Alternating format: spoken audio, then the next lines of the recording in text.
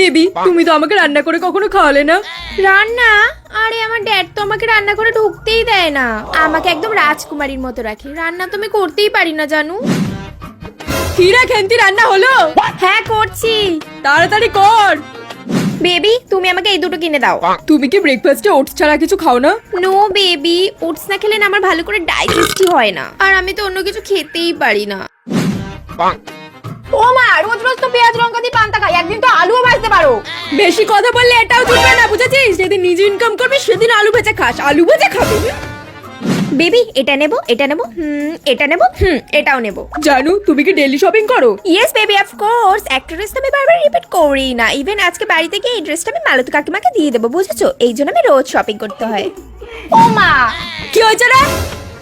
ও মা দেখো জামাটা পুরো ছিঁড়ে গেছে, একটা নতুন জামা কিনে দাও না গো, এটা পরে থাকা যায়? ছিঁড়ে গেছে তো কি হয়েছে? এটা দিয়ে এখন 10 বছর চলবে, বুঝেছিস? আজকে সেলাই করে দেবো, পরে নিবি। বেশি বেশি তোমার ভালো লাগে না ছেড়ে জামা পরে থাকতে হবে?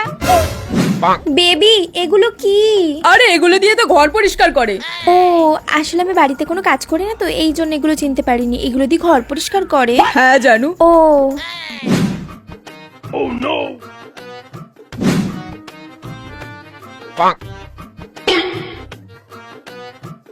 আচ্ছা জানু, তুমি যে এত রাতে বাড়ি যাবে, তোমার বাড়িতে কোনো প্রবলেম হবে না? ও বেবি ডোন্ট ওয়ারি, আমাদের বাড়িতে সবাই ওপেন মাইন্ডেড, কোনো সমস্যা নেই।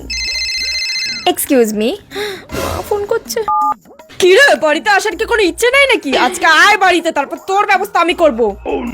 বেবি আমাকে না একটা বন্ধুর সাথে দেখা করতে হবে, আমি আসছি। কালকে আবার দেখা করবো। Bye bye bye. আরে জানু, কি হলো?